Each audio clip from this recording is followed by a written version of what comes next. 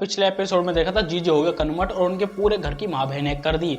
अब उसे गर्म पानी डालने का तो वो नॉर्मल हो जाता है, फिर कहता है मुझे माफ कर दो, सारे घर की माँ बहने करने के बाद माफी मांगता है। और यहाँ पे डरवोक नहीं तो उसके पीठ में फटे फटे मारे, तो साले तूने हमारा सारा घर बर्बाद कर दिया।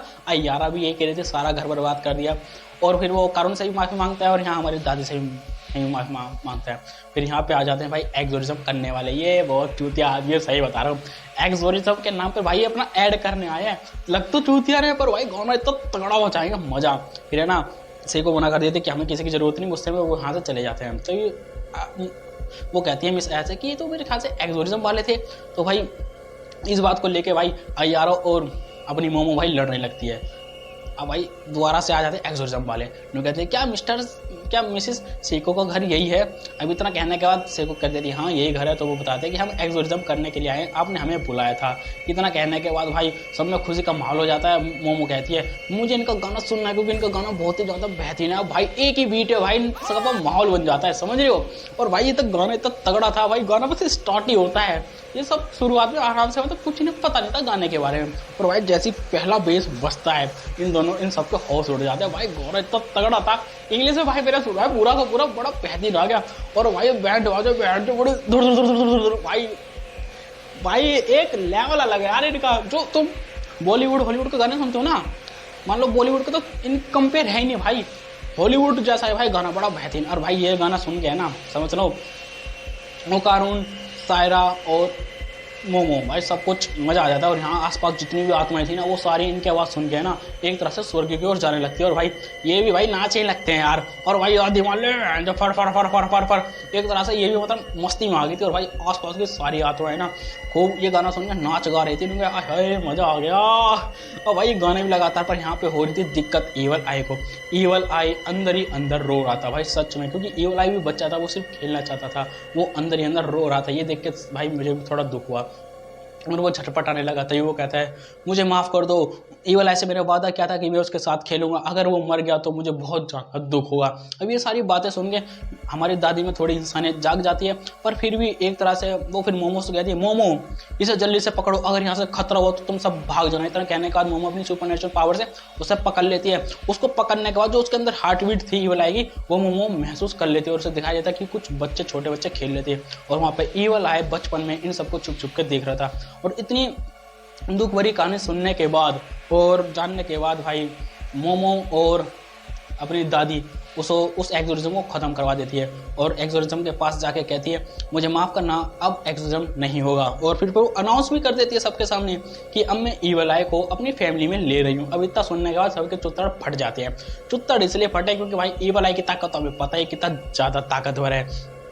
तभी वो कहती है हाँ मैं अब ईवल आई को अपने घर में ले रही हूँ। पर जब ही सब लोग उसका वो करते हैं, मतलब विरोध करते हैं कि मैं इसके साथ नहीं रहूँगी वो फंड गाना, तभी वो कारण और मोमो कहते हैं हम इसके साथ रहेंगे और इसको ईवल आई के जंगल से सुझाएंगे। और यहाँ पे एग्रोजम वाले कहते हैं हमें अगर दोबारा ज़रूरत पड़ी आपको तो हमें इस कार्ड पे कंटेंट करना। पर जब ये बारिश आ जाती है, बारिश आने के बाद समझ रहे हो मतलब जी ने पूरा घर तबाह कर दिया था और यहाँ से एक्सोर्सिज्म वाले भी जा चुके थे। अब पूरा घर तबाह होने के बाद और सर्दी तो वैसी थी इनके, वो सुपरमार्केट से कारपेट लगा है ना अपना घर को कवर ओवर करके ना अंदर है ना उसकी दादी जीजी को बता रही थी कि तुम कैसे ईवल आई की सुपरनेचुरल पावर को कंट्रोल कर सकते हो। एक तरह से वो एक सुपरनेचुरल तरीका बता रही थी उसे कि तुम एक तरह से उसे कंट्रोल कर सकते हो। और ये सारी चीज़ें है ना मोमो ने पहले सीख रखी थी, तो इतनी मतलब मोमो को एग्जाम्पल के तौर पे वो दिखा रहे थे। और जीजी कहते अच्छा तुम तो बचपन में ऐसा पोज क्या करती थी। तभी उसकी दादी कहती हाँ मतलब वो कारून मतलब मिस आया से कहती हाँ। तभी भाई हमें दिखाया जाता जो ईवल आई था उसके अंदर वो घूम रहा था उसकी आंखों के अंदर। और हमें दिखाया जाता है भाई रात का समय हो गया था, सब लोग सो गए थे। भाई जीजू को आता है टॉयलेट, वो उठ के जाता है टॉयलेट करने के लिए और उसके पीछे पीछे भाई आ जाता है अपना ओकारुन, क्योंकि ओकारुन को पता था अगली आधी रात को ईवल आई में कन्वर्ट हो गया तो सबकी माँ बहन एक कर देगा। वो उस रूम में पहले जाता है, जीजी बाथरूम करके आ जाता है। फिर ओकारुन है ना उसके लिए चेक करता है कि नल में गर्म पानी आ रहा है ठंडा पानी। तो गर्म पानी का स्विच ऑन करके कहता है जीजी तुम हाथ धो लो गर्म पानी आ रहा है। अब इतना करने के बाद मोमो गेट खोलते हैं कि हाँ भाई क्या सब कुछ चलता बेस्ट है। तो भाई एक दूसरे को अंगूठा दिखा कहते हैं हाँ सब कुछ बेस्ट है, यहाँ पे कोई प्रॉब्लम नहीं है। और फिर मोमो भाई आधी नींद में गेट वेट बंद करके आराम से सो जाती है। और भाई ये दोनों है ना अपने जाने लगते हैं अपने बिस्तर के पास। बिस्तर नहीं कारपेट था उसे ओढ़ाड़ के बैठे भाई ये। और भाई जब जाते जाते बात करते हैं कि हमने यहाँ बहुत नुकसान किया। और जब भी दिखाता है कारपेट से ना ठंडी ठंडी हवा आ रही थी, वो कारण उसके पास जाता है और जीजी से मना करता है, जीजी तुम यहाँ मत आना क्योंकि यहाँ ओक्स के टुकड़े हैं। वो कारण है ना उसे धीरे धीरे उन कारपेटों को दोबारा चिपका देता है और चिपकाते चिपकाते कहता है तुम्हें पता है कि जब मेरे पे डर्बो ग्रीन ने हमला किया था तो मैंने भी सेको फैमिली को बहुत ज़्यादा परेशान किया था, पर उन्होंने मेरी बहुत मदद की। और जब मैं उनका कट चुकाने के लिए पैसे देने गया तो सेको ने मना कर दिया कि मैं इन पैसों का क्या करूँगी।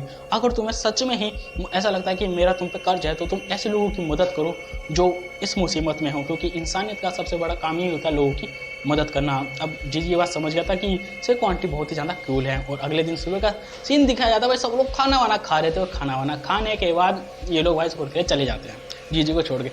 और वह यहाँ पे रात भर ये तो बैठी रही मोमो, और यहाँ पे दोनों चुगली करते, मतलब आया ना मोमो की चुगली करती हुई जा रही थी।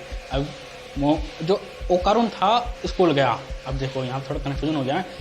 जाने के बाद मोमो कहते हैं भाई मुझे पार्ट टाइम जॉब चाहिए क्योंकि इनका घर टूट गया और सर्दी वैसे चल रही है, बहुत ज़्यादा ठंडे। वो कहते हैं मुझे पार्ट टाइम जॉब चाहिए तो चाहिए, किसी भी हालत में चाहिए, और इसकी सैलरी बड़ी खतरनाक है। वो कहते हैं हाँ हमें पता है पार्ट टाइम जॉब को। वो मोमो को वहाँ भेज देती है। फिर उसकी मोमो की सैलरी आती है ओकारुन के पास। ओकारुन को कहती है हाँ आज मोमो पार्ट टाइम जॉब पर चलेगी तो तुम्हें घर अकेला जाना पड़ेगा। इतना सुनने के बाद भाई ये दोनों है ना ओकारुन को घसीट तो ले जाते हैं, नोगा चल दो मेरे साथ, आज तो मेरे साथ डेट पर चलेगा, आज तो मेरी लेगा, ऐसा ऐसा कहते हैं ना। उसे पूरे रास्ते में घसीटते बरसीते मतलब ले जा रहे थे अपने साथ। ट्रेन में भी भाई वो कारण वहाँ से भागने की कोशिश करता है, पर ये दोनों डायन लड़के उन्हें भागने नहीं देते। बैठ के लोड़ा कहाँ जा रहा है, वो तो पूरे रास्ते ऐसे पकड़ के लाए जैसे चोर हो बदमाश हो, एक तरह से मतलब इसे पाबंदी करती है। फिर वो उस रेस्टोरेंट में पहुँच जाते हैं।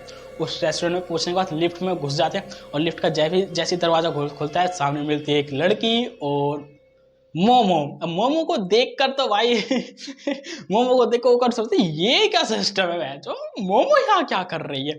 मतलब ये सारा प्लान था मोमो की सैलियों का। आने के बाद फिर दोनों अनकंफर्टेबल फील होते हैं। पर मिलते हैं नेक्स्ट एपिसोड में।